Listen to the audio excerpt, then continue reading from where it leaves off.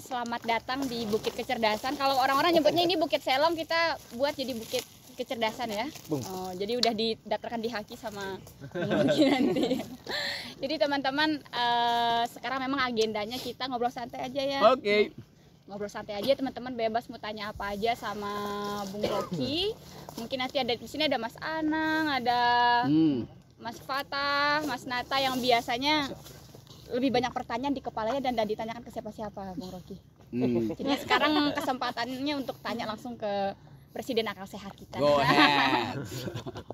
Jadi saya sempat ini sih nonton YouTube pas Mas Rocky menjelaskan soal bagaimana sih cara kita mengaktifkan akal sehat kita gitu. Sedangkan kan sekarang ruang-ruang perguruan tinggi kan sekarang banyak yang tidak steril ya. Mungkin ada unsur-unsur politik dan lain sebagainya gitu. Jadi banyak pikiran-pikiran yang dikekang, justru didiskriminasi gitu. Gimana sih cara kita untuk mengaktifkan akal sehat kita itu gitu? Ya, keluar dari kekangan konvensi. Kan akal itu selalu mampu untuk menghindar dari jebakan otoritarianisme, jebakan feudalisme, jebakan konvensi itu. Jadi dia hanya aktif justru kalau dia tidak di dalam ruangan-ruangan konvensi itu. Akal memang didesain untuk mengembara sampai ke ujung-ujung dari kehidupan. Dalam filsafat orang masuk pada eksistensialisme, orang pergi pada metafisika, supaya hal-hal yang sekedar terlihat oleh indera itu bisa diatasi oleh rasio kan. Kan itu yang dulu diterangkan oleh Plato, bahwa yang kita hadapi sebetulnya adalah dunia doksa, dunia yang palsu, dunia yang bisa kita sekedar kita raba lalu kita anggap kita udah tahu. Padahal ada dunia lain yang lebih dari itu, dunia epistem, dunia ideal, dunia yang memungkinkan kita menyimpan pengetahuan itu secara abadi itu. Yang sering disebut sekarang kita simpan di cloud, juga abadi juga kan. Jadi sebetulnya cloud itu adalah versi dari rasio absolut Hegel. Dia ngambang di atas sana, lalu kita bisa akses dengan isi kepala kita tuh. Kalau kita mengakses pengetahuan di tingkat epistem, kita hanya bisa akses dengan reasoning. Karena nggak ada fakta di situ kan. Kita nggak bisa akses dengan amplop, kita nggak bisa akses lewat elektabilitas. Jadi hal-hal yang membuat kita ada di sini karena kita berupaya untuk mengakses sesuatu dengan kemampuan pikiran itu. Di samping saya ada sungai. Ini sungai, itu sungai, itu sungai, ini sungai itu. Kalau orang anggap mana sungainya, kok nggak terlihat? Karena orang biasa menganggap sungai itu yang mengalir dari gunung ke laut. Padahal yang mengalir dari gunung ke laut itu sisa sungai sebetulnya. Sungai primer itu yang mengalir dari akar pohon ke daun, itu kan sungai itu. Jadi setiap pohon di dalamnya ada kapiler. Kapiler itu adalah sungai. Pembuluh nadi bumi itu adalah sungai itu. Dan alam menciptakan itu. Jadi menebang pohon artinya membendung sungai sebetulnya. Itu dasar tadi kalau pikiran kan harus sampai ke situ, sampai pada abstraksi sebetulnya kan. Jadi sisa-sisa kalau kita sebut dari akar dia naik melalui kapiler, lalu bermukim sebentar satu malam di daunnya, terjadi fotosintesis, lalu ada yang jadi klorofil, ada yang kemudian diuapkan jadi embun untuk diterima oleh matahari, dipanaskan, lalu bumi jadi dingin, turun sebagai hujan. Itu siklusnya kan. Itu cara kita mengeksplorasi batas dari akal pikiran kan. Nah bagi orang-orang yang di kekuasaan ya dianggap ya pohon ya udah itu aja tuh. Pohon aja gitu ya. Pohon ansih sebagai bahan untuk bikin panggung dangdut buat secapres nanti kampanye tuh kan. Jadi sebatas teknis itu tuh. Enak tuh. Dan ada hal yang belum saya tambahkan, silakan Eno tambahkan tuh. Aduh, langsung ditodong ini. Ya, harus supaya ada dialektika coba. Bagi kamu apa yang disebut sebagai eksplorasi pikiran? Tanya balik tuh. Ditanya balik saya ini. Ya, namanya bercakap-cakap. Lain kalau curhat sendirian. Ada tombol bantuan nggak buat bantuan tuh Ya, jawab. call a friend. Siapa ya saya mau call ini? Farhan. Ya Farhan. Orang terdekat ya. Jadi memang pikiran itu keluar dari kekangan itu ya. Iya itu jadi konvensi itu kan dulu konvensi di dalam ilmu hukum, subjek hukum itu hanya laki-laki. Oh, Kan begitu kan dulu. Kenapa? Sebab hanya laki-laki yang bisa berpikir rasional tuh. Dan hanya laki-laki yang bisa memberi kesaksian. Jadi memberi testimoni, yang bisa memberi testimoni hanya orang yang punya testis, kan itu dasarnya kan. Nulus testis. Iya. Hanya Nulus testis tuh. Kenapa disebut begitu? Jadi tidak semua pria juga bisa buat kesaksian. Hanya mereka yang punya 2 buah sakar itu. Unus testis, nulus testis. 1 buah sakar bukan buah sakar. Karena begitu prinsipnya pada waktu itu. Jadi kalau ada laki-laki di situ nggak boleh bersaksi, pasti dia sudah dikebiri sebagai budak. Jadi walaupun dia laki-laki, tapi dia nggak punya lagi buah sakar. Dari situ muncul testimoni itu. Lalu kemudian berkembang subjek hukum atau person in law bukan sekedar laki-laki, tapi kemudian perempuan, kemudian anak-anak tuh. Dan sekarang tumbuh lagi subjek hukum yang non-human kan. Begitu tuh. Pohon sekarang jadi subjek hukum. Kapan dia jadi subjek hukum? Dia baru jadi subjek hukum kira-kira tahun 70-an. Ketika muncul konsep legal standing. Pohon tidak bisa datang ke depan before the law, ke depan hakim untuk mempertahankan diri. Coba saya cerita sedikit ya soal sejarah hukum lingkungan itu. Yang paling tua sebetulnya konsep yang dibuat oleh perempuan yang ngajar di Ohio University waktu itu tuh, Rachel Carson, yang menulis buku Silent Spring, The Silent Spring. Jadi satu waktu di tahun 62 itu seorang profesor hukum perempuan, dia bangun pagi lalu dia bingung kok di lingkungan kampus dia di Columbus di Ohio itu, Ohio State University itu, kok nggak ada kicau burung. Padahal itu adalah awal pertama dari musim semi. Kenapa tidak ada tweeting, tidak ada Twitter, tidak ada kicau burung?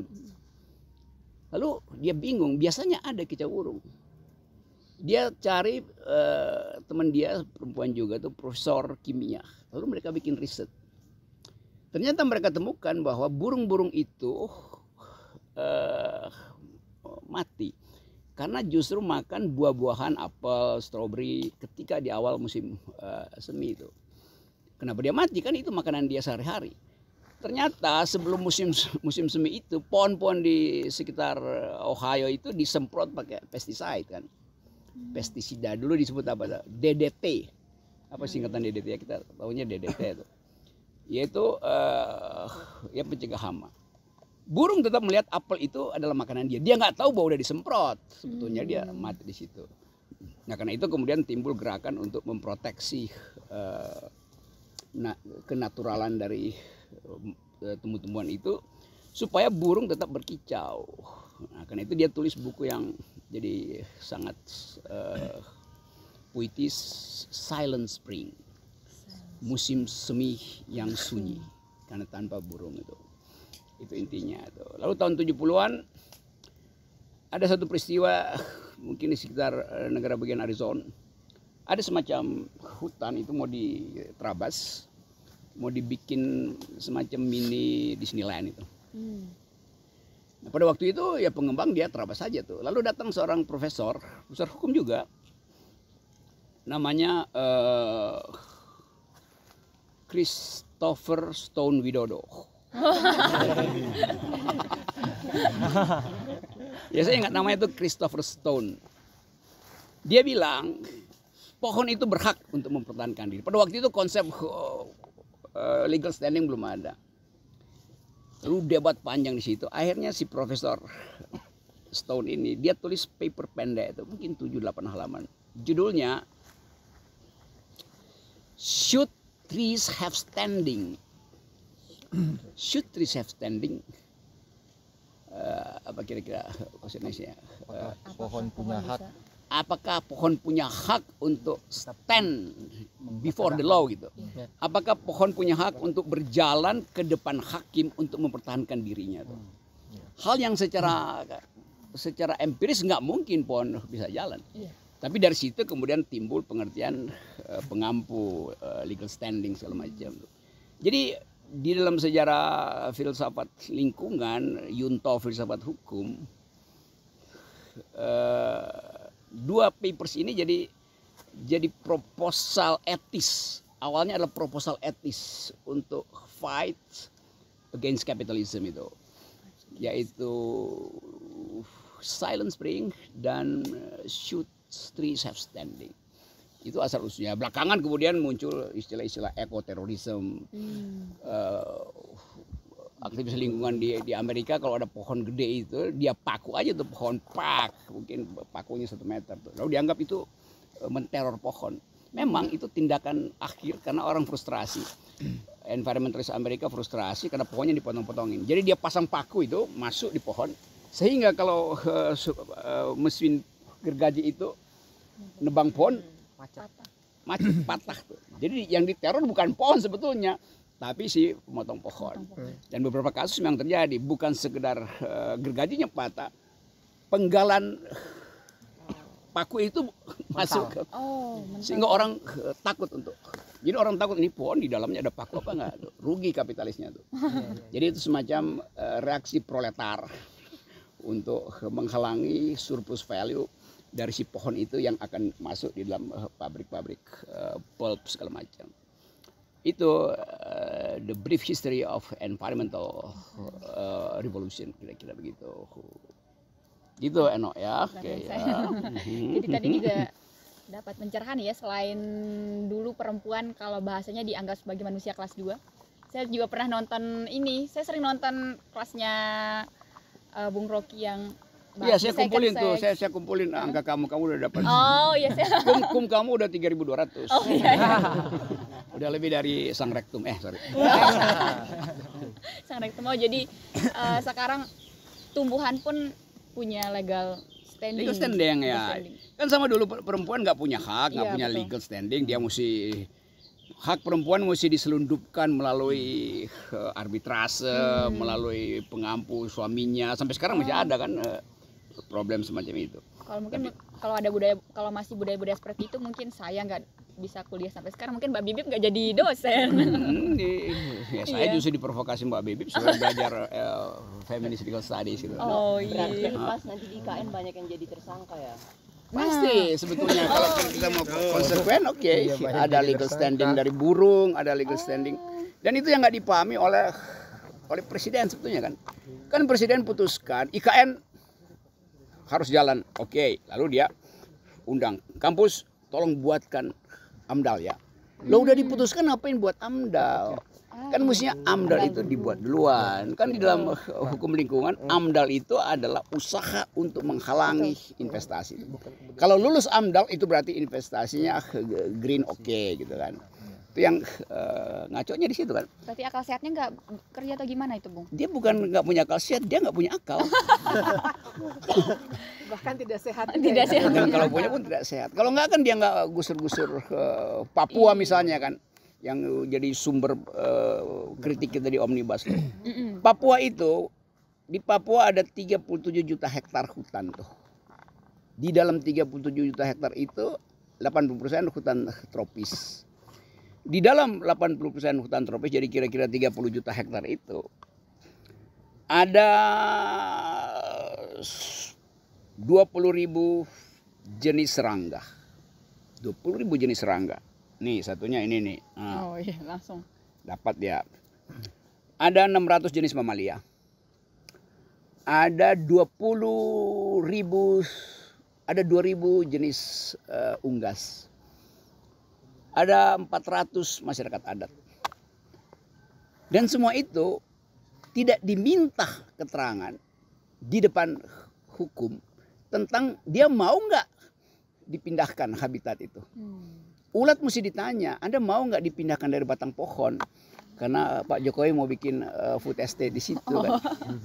Karena itu hak ulat untuk bermukim di batang pohon, hak burung untuk bertengger di ranting yang kering.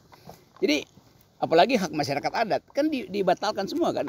Karena yang disebut AMDAL yang mestinya pertama-tama secara antropologi atau bahkan secara ekologi itu adalah hak dari penghuni hutan dipindahkan ke hak negara. Jadi negara yang nentuin kan. Sama juga dengan IKN. Pak Jokowi mau bangun IKN ya silakan bangun tapi jangan paksa saya bayar. Kenapa? Ya saya nggak mau kok. Oke boleh. Tapi sekarang dia paksa saya bayar lewat APBN. Kan saya mesti bayar pajak untuk biayain 20% itu kan. Jadi bagaimana mungkin saya membayar pajak untuk membangun sesuatu yang saya nggak sukai kan. After all I am an environmentalist. Saya nggak setuju itu dibangun di situ kan. Saya lebih setuju itu dijadikan ibu kota lingkungan dunia supaya ada legacy kan. Beton itu mah mungkin dalam 8 tahun ke depan atau nggak nyampe 6 tahun ke depan nggak ada lagi orang yang anggap istana tuh apa fungsinya tuh. Orang bisa berumah di cloud, bikin istana di cloud kan. Bahkan saya baca sebulan lalu seorang perempuan Indonesia dia jadi konsultan arsitektur X-Space itu.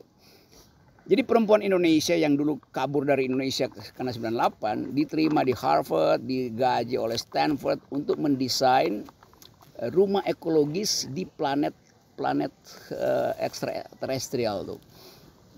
Jadi bayangkan perempuan Indonesia warga Indonesia digaji tinggi di Amerika untuk bikin perumahan ekologis di Mars, sementara Presiden Indonesia masih gali-gali beton di Kalimantan kan bagaimana coba abstraksinya?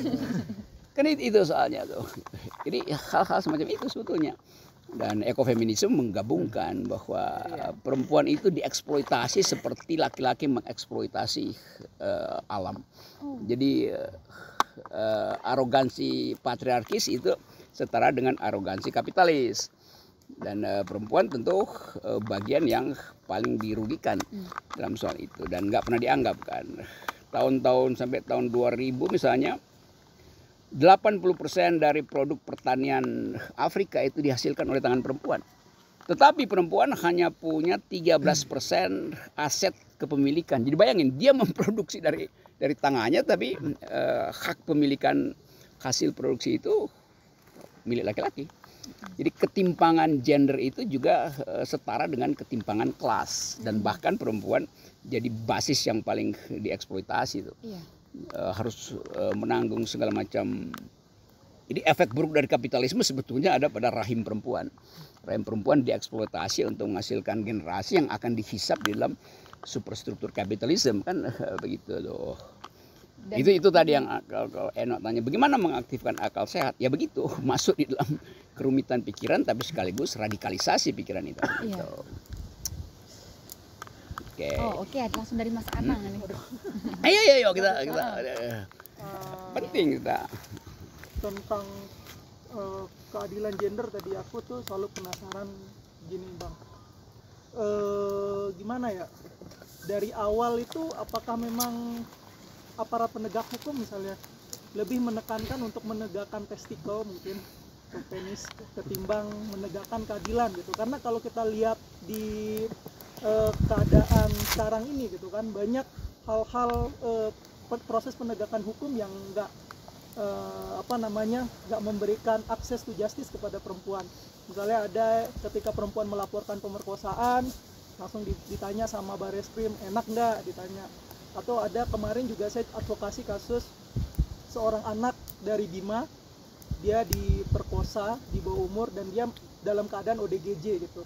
Ketika kita laporkan ke kepolisian mengatakan bahwa oh ini restoratif justice aja, kita nikahkan pelaku sama korban gitu.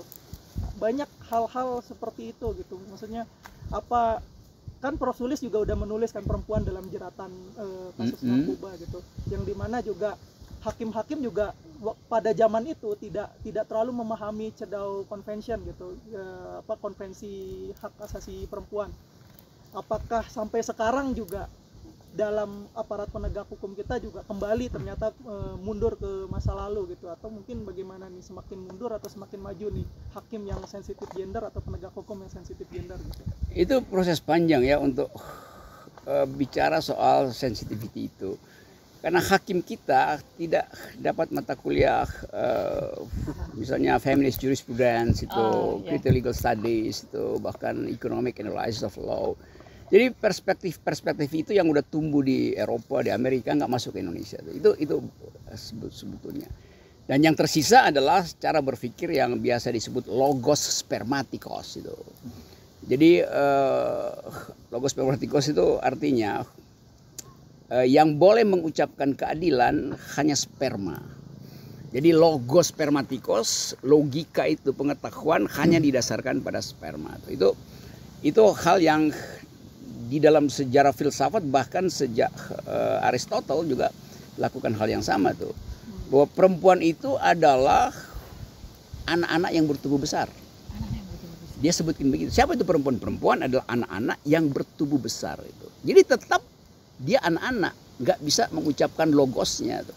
Tubuhnya aja bertumbuh, tapi otaknya nggak bertumbuh. Itu penghinaan yang bahkan dilakukan oleh seorang Aristoteles, karena Aristoteles pada waktu itu gagal masuk Fakultas Hukum Jentera itu. Jentera artinya gender yang terang benderang. Jentera. Yes. Emang itu kepanjangannya Mbak Bima? Memang. Iya. Enggak lah. Enggak. Enggak kayak enggak tahu aja Rocky. Biasa. Gitu. Atau bahkan gurunya Platon itu. Suatu waktu orang menganggap Plato ternyata seorang feminis karena dia akhirnya mengakui bahwa perempuan itu layak untuk ikut perang. Ada dalam satu naskah di situ. Tapi kalau kita baca secara critical legal studies, sebetulnya ketika terjadi perang pada waktu itu, Plato bilang yang boleh berperang itu hanya laki-laki itu. Ternyata banyak yang tewas laki-laki itu. Maka disuruhlah perempuan untuk ikut perang. Jadi sebetulnya itu bukan karena perempuannya hebat, tapi karena laki-lakinya udah pada mati kan. Maka dicarilah tentara perempuan. Itu cara berpikir logos spermatikos tadi itu, atau patriarki kan sebetulnya tuh. Jadi hal-hal itu dari awal sebetulnya kita berutang pada, kalau kita sebut, kalau sekarang tadi politisi patriarkis menuntut supaya ya dari garis start yang sama dong, jangan dikasih apa namanya, affirmative action 30%.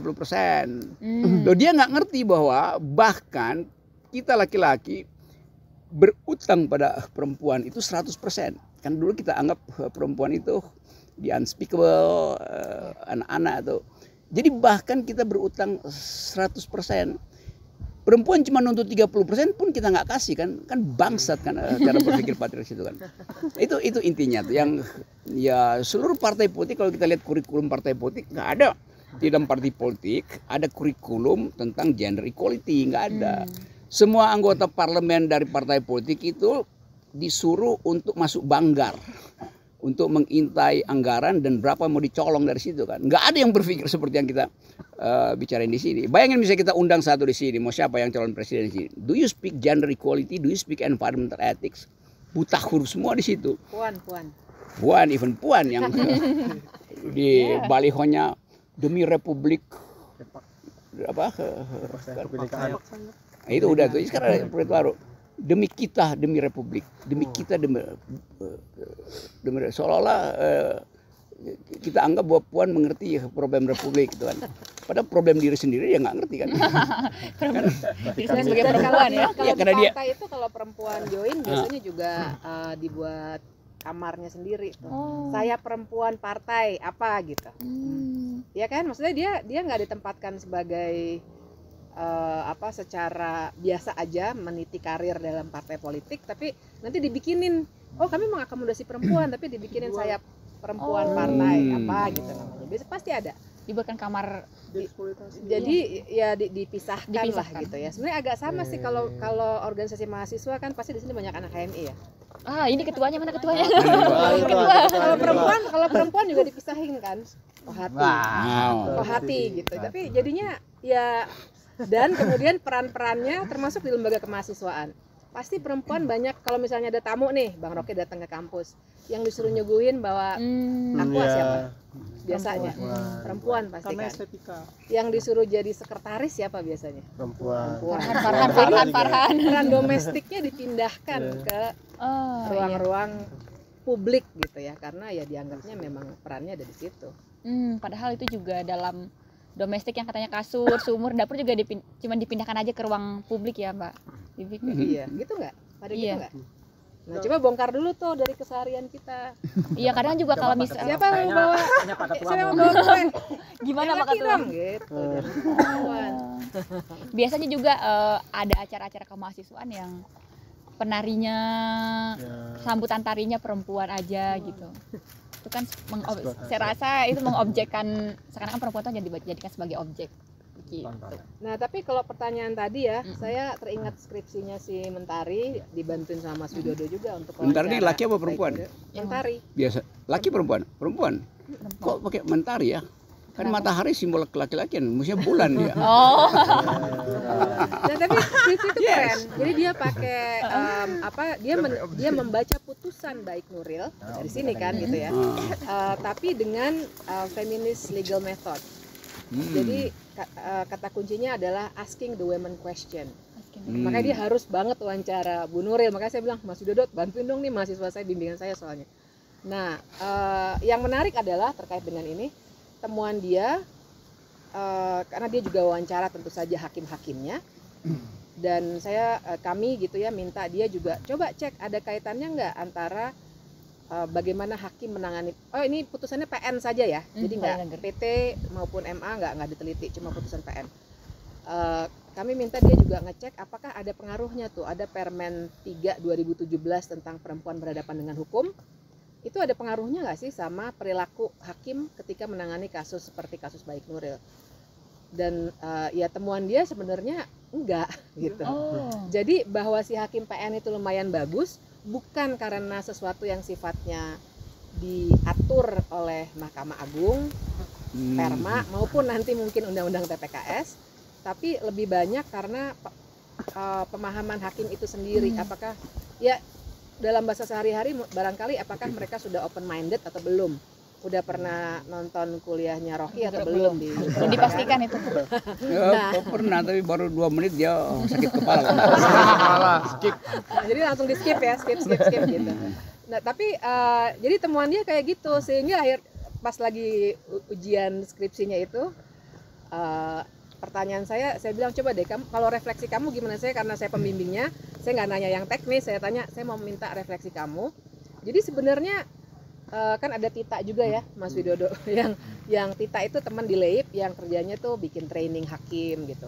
Sebenarnya jadi ada manfaatnya nggak sih kita bikin Perma 3, bikin training hakim soal gender segala macam.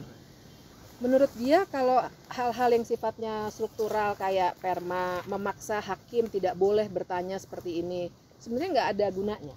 Tapi menurut dia pendidikan untuk membuka perspektif hakim, nah itu sangat-sangat berguna. Cuma masih minim sekali di kurikulum calon hakim, gitu. Jadi mungkin sekarang kita lagi menghadapi atau punya tantangan yang serupa untuk polisi dan jaksa juga gara-gara undang-undang TPKS. Kan nanti mereka harus training tuh, apalagi polisi, nggak boleh lagi nanti nanya kenapa kamu pulang malam, bajunya pakai apa, kenapa bajunya kayak gitu, gitu kan. Nah itu kan biasanya gitu. Kamu menikmati nggak? Kalau menikmati berarti bukan perkosaan gitu. Nah yang kayak gitu kan kalau cuma pakai undang-undang ya nggak akan selesai. Ini kok di kepala gitu. Nah jadi memang di undang-undang TPKS dibilang nanti ada training buat polisi, jaksa segala macam. Tapi kan itu kita bicara ribuan polisi, ribuan jaksa, semuanya harus dibuka tuh perspektifnya.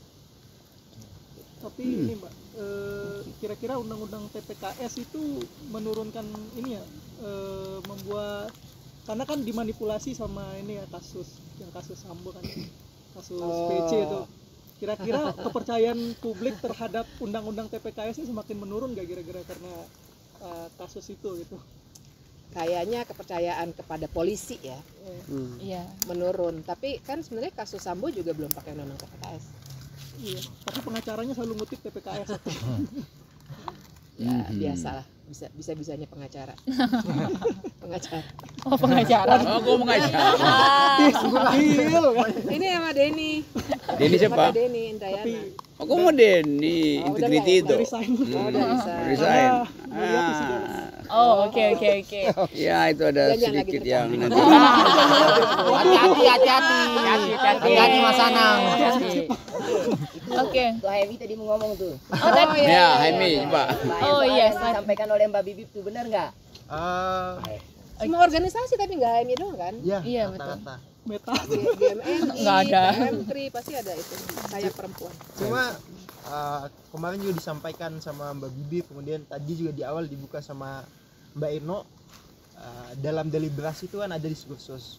Diskursus itu mengandaikan kepemilikan atas kemampuan berpikir rasional. Padahal kalau kita pikir kemampuan berpikir rasional itu bukan hal yang dimiliki, yang melekat dan dimiliki begitu saja, tapi ya itu diperoleh melalui proses pembelajaran. Nah, Yes. pertanyaannya Ya. pertanyaannya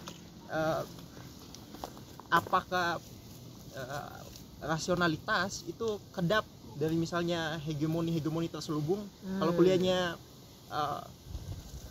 Bang Rocky kan, Mas Rocky kan, negara misalnya itu punya seluruh instrumen untuk memanipulasi, untuk berbohong lah, untuk bikin hoax, untuk memanipulasi pikiran warga negara. Nah, bagaimana misalnya kalau dalam kasus tertentu di mana warga negara tidak menyadari bahwa pikiran mereka, atau mereka menganggap bahwa itu adalah pikiran rasional mereka, padahal itu adalah hegemoni atau ya manipulasi terselubung melalui media dan semua instrumen kenegaraan. Iya, itu kata rasionalitas itu seringkali dipakai secara generik untuk mengucapkan hal bahwa saya bisa berpikir gitu kan. Tapi kalau kita masuk, coba kita bedain dulu antara riset neuroscience dengan riset teori rasionalitas itu kan. Kalau kita anggap bahwa rasionalitas itu hanyalah milik laki-laki karena didempetkan terus di situ bahwa reason, ada buku yang satu waktu saya lihat di toko buku di sebuah bandara di luar negeri itu, The Life of Reason, di sampingnya The Life of Passion itu. Jadi reason and passion seolah-olah ini penulisnya laki-laki, ini penulisnya perempuan itu kan. Jadi passion itu bisa nggak datang dari laki-laki itu karena dia dikepung oleh keinginan untuk selalu rasional. Dan itu tercermin di dalam bahasa sebetulnya kan. Nah, kalau perempuan gagal untuk berdebat dulu di awal-awal feminisme belum berkembang, dianggap bahwa perempuan itu mengalami delirium, gangguan kejiwaan, sehingga dia nggak bisa mengucapkan kalimat secara utuh, secara lengkap itu. Nah, kalangan feminis Prancis, Zizou, siapa lagi tuh yang bertiga itu tuh, Helen Zizou, yang bikin politik dan psikoanalisis psikoanalisis itu. Mereka akhirnya lakukan riset bahwa perempuan itu gagap dan gugup untuk bicara karena dia mesti memakai tata bahasa yang adalah tata bahasa laki-laki itu. Jadi dia delirium bukan karena dia nggak bisa berpikir, tapi dia berupaya untuk pakai tata bahasa yang bukan dari dia. Kan tata bahasa ilmu pengetahuan tata bahasa laki-laki. Saya lagi bicara begini berupaya untuk logis, rasional, saya tutup kemungkinan saya dijebak di dalam fallacies, maka saya bikin koherensi seketat-ketatnya dalam pikiran saya tuh. Padahal sebetulnya bahasa itu tumbuh dari status kultural seseorang tuh. Tetapi waktu masuk dalam peradaban hanya mengizinkan laki-laki, bahasa laki-laki. Bahasa itu semua bahasa laki-laki. Suatu waktu di Italia tahun-tahun 1400 ada seorang perempuan, dia mau jadi dokter. Dan di Italia atau di Eropa pada waktu itu nggak layak perempuan jadi dokter. Yang boleh jadi dokter itu laki-laki dan diuji oleh laki-laki. Dokternya diuji 4 jam udah jadi dokter. Si perempuan ini nekat, yang saya mau jadi dokter. Lalu dia dikerjain, oh boleh aja. Tapi Anda akan diuji oleh 1000 profesor laki-laki selama 40 hari. di panggung terbuka untuk dilecehkan. Dan dia bisa, dia lulus sebagai dokter. Jadi masuk akal mana tuh dokter yang bertengkar dengan 100 rasionalitas dan dokter yang hanya bertengkar oleh 4 orang profesor yang memang disuruh diluluskan oleh si rektor. Rektor lagi. Jadi konsep patriarki itu ada di dalam ilmu pengetahuan kan. Itu yang kemudian kita bongkar melalui banyak riset dan menemukan banyak ilmuwan yang dengan rasionalitas tinggi terpaksa dia mesti rubah gendernya, memanipulasi dirinya dengan cara berpakaian sebagai laki-laki supaya bisa masuk laboratorium. Beberapa laboratorium dulu di awal di Eropa itu nggak bisa kalau perempuan masuk laboratorium, sehingga banyak perempuan pinter dia pakai kostum laki-laki. Misalnya Anda baca buku Hypatia Sister. Hypatia itu ahli matematika yang pertama kali membayangkan gerak ekliptik dari benda-benda luar angkasa adalah seorang perempuan yang ada di Alexandria di abad pertama tahun 100 yang kemudian ketahuan, oh Anda perempuan, nggak boleh Anda ngajarin matematika. Lalu dia dibunuh di situ tuh, persustakaannya diacak-acak. Oleh siapa? Ya oleh Kristen, oleh orang Kristen. Nah, itu yang berlanjut sampai sekarang kan di dalam semua cara kita hidup. Jadi kemudian perempuan lakukan counter attack daripada kita dianggap sebagai mengalami delirium sakit jiwa, mending saya minum kopi dulu. Kita lanjut setelah jeda. Berikut ini. Nah, setelah itu kemudian perempuan lakukan counter attack dengan menyusun tata bahasa mereka sendiri. Nah, satu waktu ada perempuan yang udah dapat cara untuk bertahan dengan tata bahasanya. Siapa namanya saya? Satu waktu dia tulis namanya itu dengan huruf kecil. Bell hook. Perempuan itu. Bell hook nulis hurufnya. B kecil, hook kecil. Bell biasa, hook itu. H-O-O-K. Lalu editornya rubah bukunya. Dia tulis B besar, H besar. Sesuai kaedah grammar laki-laki. Ngamuklah si bell hook ini. Memang saya tulis sengaja bell hook karena saya memakai grammar perempuan tuh. Saya nggak suka itu capital itu seolah angku itu gitu kan. Jadi ada pemberontakan naratif di situ tuh. Dari situ kita tahu kontradiksi itu. Dan sampai sekarang masih berlanjut, terutama dalam putusan-putusan hakim kita bisa lihat bagaimana jejak logosentrisme itu atau falogosentrisme bahkan di dalam putusan-putusan hakim itu. Atas rahmat Tuhan yang Maha Kuasa. Di dalam benak hakim Tuhan itu laki-laki, dia bayangin pasti. Maka dia berupaya untuk reasoning itu dengan memanfaatkan algoritma dari Hans Kelsen lalu melakukan putusan bahwa ini salah karena norma di atasnya bilang salah, ini salah normanya. Jadi ketergantungan pada kajian positivistik aja tuh. Padahal feminist legal study bypass semua itu tuh. Dan itu yang menyebabkan cara berpikir kita diganggu. Nah, banyak perempuan yang kemudian muncul sebagai proponen dari studi-studi legal itu. Di Amerika misalnya satu waktu ada seorang perempuan namanya Hannah Arendt yang kita tahu nulis banyak tentang totalitarianisme, yang mencatat secara detail prosedur pengadilan dari siapa yang diadili Nasi itu dulu di Yerusalem, bukan anak buahnya itu bukan Gobel, satu lagi tuh Eichmann in Yerusalem kan, itu bukunya. Jadi Hannah Arendt mencatat dan mulai membaca jejak patriarkisme di dalam pikiran Eichmann itu, dan itu yang kemudian menimbulkan tesis banality of evil itu. Jadi bahkan si Eichmann yang punya kekuasaan, dia udah nggak bisa berpikir rasional karena dia dituntun oleh algoritma hukum Jerman waktu itu kan. Ya pokoknya udah, saya nggak tahu kenapa saya membunuh. Iya. Karena diperintahkan. Jadi rasionalitas yang biasa disebut Habermas pakai istilah swag rasionalitas gitu, Pak. Rasionalitas benda, rasionalitas tujuan. Bukan realitas komunikasi itu.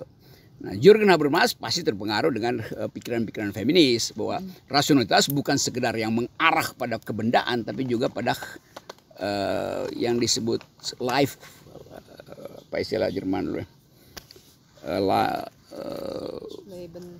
Ya, Lebenswelt itu. Saya Lebensraum. Ya, Lebensraum artinya ruangan yang dia harus pertahankan, dan itu bertentangan dengan Lebenswelt, ruang hidup itu. Life world disebut begitu kan. Nah, ruang hidup kita yang akrab seperti ini, yang sebetulnya bisa pakai bahasa ibu kita, dipaksa untuk pakai bahasa akademis, paksa epistem, bahasa Inggris bahkan. Coba saya balik lagi pada Hannah Arendt tadi. Satu waktu Hannah Arendt berceramah tentang peristiwa-peristiwa spektakuler yang pernah dialami sepanjang Perang Dunia Kedua. Dia ini anggota dari dia muridnya dan sekaligus pacarnya Heidegger tuh di Universitas itu namanya tuh. Hannah Arendt dulu ngajar di Heidelberg. Terus diakalin sama Heidegger, disuruh pindah ke Universitas Freiburg gitu, karena mau dia pacarin gitu. Nakal Heidegger. Iya. Biasa gitu. Gitu. Nah, ini dipacarin lah, karena dianggap pinter tuh Hannah Arendt itu. Heidelberg itu universitas paling tua di Eropa itu. Dia ada di kota Heidelberg, namanya Old School itu. Dia kayak bukit begini nih. Saya pernah 1 semester belajar di situ di Heidelberg. Jadi universitasnya di sana. Terus ada, atau di sini universitasnya, di bawah sini ada kali gede gitu, gede 100 meter. Lalu di belakang sana ada bukit.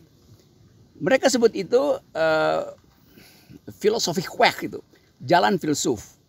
Karena pada waktu tahun-tahun 1600 itu, waktu universitas dibuka, mahasiswanya jalan-jalan di situ diajarin oleh filsuf, jadi jalan filsafat. Ini udah betul nih. Ini kita sebut sebagai jalan Widodo berakal. Widokal. Karena ada Widodo yang gak berakal. Jadi balik lagi pada Hannah Arendt. Satu waktu dia bercerita tentang intellectual history of her own itu. Jejak intelektual dia. Dia pakai bahasa Jerman. Tiba-tiba ada yang protes. Profesor, kami di sini ingin dengar Anda kan profesor yang pintar dan Anda mengerti bahasa Inggris. Kenapa pakai bahasa Jerman itu? Hannah Arendt bilang begini. Saudara-saudara, saya bahkan sempurna English grammar saya tuh. Dia ngajar di New School for Social Research di Stanford segala macam. Saya menguasai bahasa Inggris, tetapi saya dikuasai oleh bahasa Jerman tuh.